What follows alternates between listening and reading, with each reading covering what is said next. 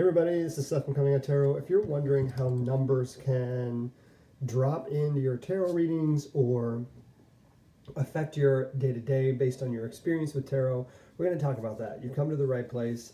Numbers are a powerful, powerful way to dive deeper into your tarot readings and just to kind of see tarot about in your everyday. So we're going to just kind of figure out what that structure means and give you some ideas about how you can use numbers as a structure for yourself and kind of figure out how you can see it throughout your day and apply it to a tarot card. My name's Seth. I run Comingouttarot.com. You can always find out more about me over there. But while I'm here, we're talking about how you can step up your tarot game. So we've got a whole list of other there's me. I have a twin sister, and sometimes I think I was born with we in my mouth rather than I or me. So we have see, I just did it again. So I have a whole host of other things to learn about tarot, especially around tarot every day, that I've been building in a playlist called Learning Tarot that you can find on my channel. You just have to dig around on there. You can also find a whole lot of other stuff, which I'll talk about at the end. So first, let's get into the numbers game. Hi to whoever joined. Hi, friends. So for those of you that are curious about how the numbers fit into your everyday and what you can do with these bits of cardboard and ink related to numbers, there's a lot of different ways to approach them. First, the nature of the tarot card is to have a number assigned to it. Some oracles do this, some oracles don't. But in the case of the tarot card, you've got a very defined structure. You've got the majors, the minors, the courts, and the aces. The aces fit within the minors, but I like to call them out separately. Our aces are always ones. And then in between 1 and the courts, we've got 2 through 10. 2, 3, 4, 5, 6, 7, 8, 9, 10. After the minors, 2 through 10, and the aces, then you have the court, and the courts can be associated with our teenage numbers, like 11, 12, 13, 14. They don't have to, but they can be. Some people like to associate numbers with them, some people don't. And then within the majors, we've got 0 through 21. So there are 22 cards in total, one of them being 0, which is the Fool. The way that we use numbers in each of these can vary greatly. So little mini organization concept. Some people use aces or the ones as a concept of new beginnings. Some people will use tens as the end of a cycle and the beginning of a new one, because numerologically, if you take 1 plus 0, and this is a habit of numerologists, the number 10, you add 1 and 0 together, and you get 1. So we're back at 1.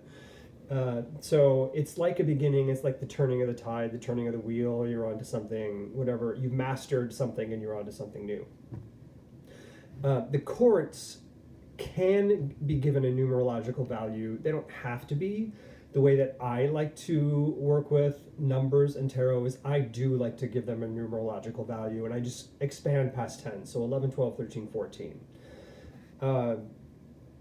When you move into the majors, you can start to work with numbers in different ways. So people have to break down the majors in different ways. Some of them just have the Fool that starts at the beginning and goes all the way 1 through 21.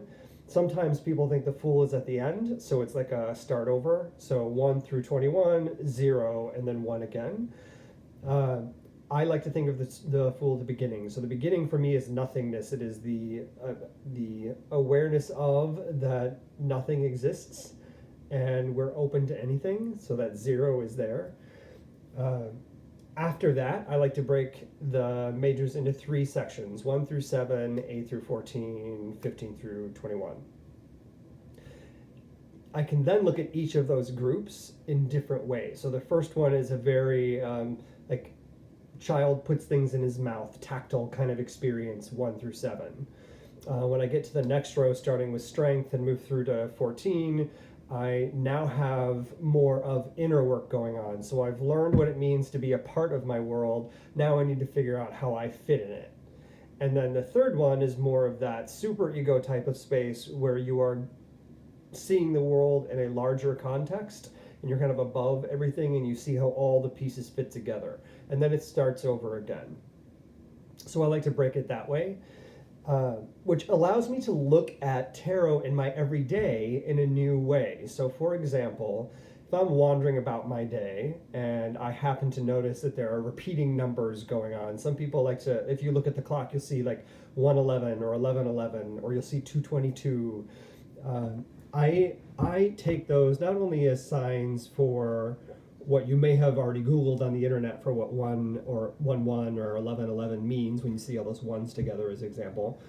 But I also like to look at it from a tarot perspective. So besides understanding that there is a value prescribed to a set of numbers when they repeat, I'll also consider, well, what about, does this fit the energy of having all four aces if it's 1111, 11111?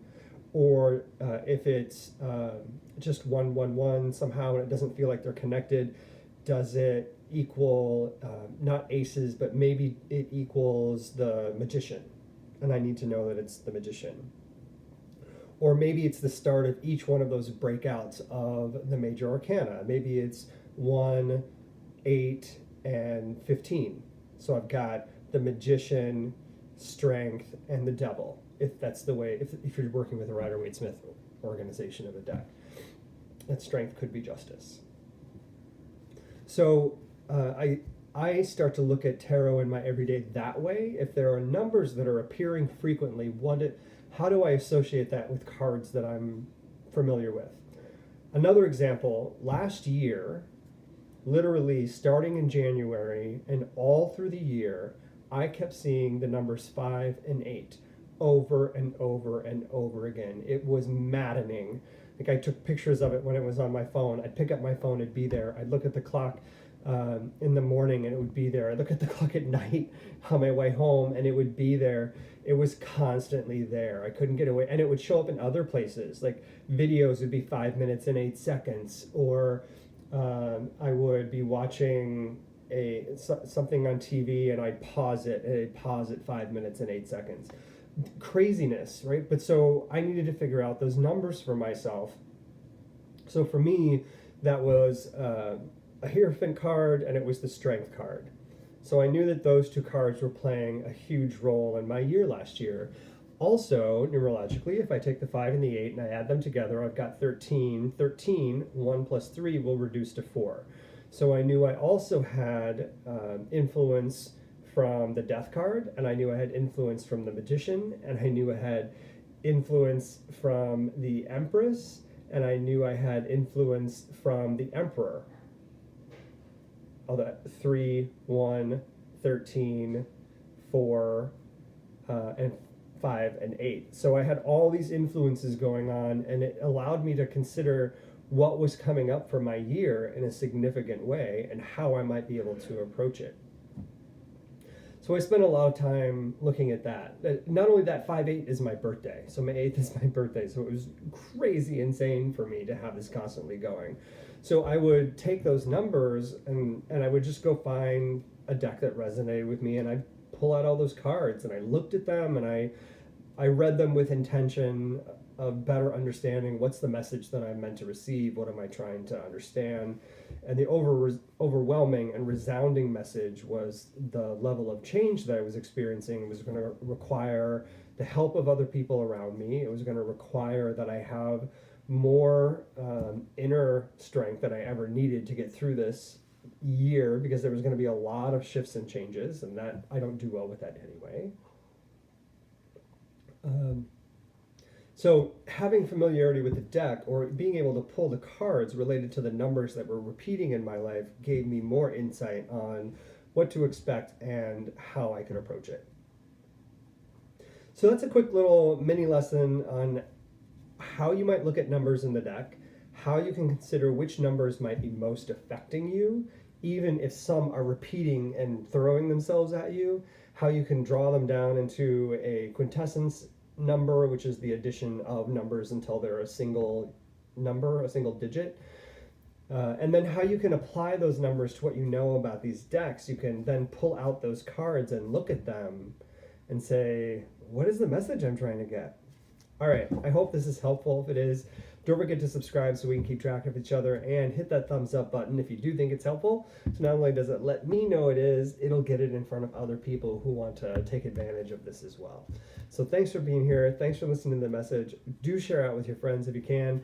And in a little bit, I'm going to get on and do some card pulls by sun sign for April, because it's here tomorrow. And we have a new moon coming too, so I'm going to do some card pulls for the new moon as well. So I hope you'll join me for those in a minute. Thanks. See ya.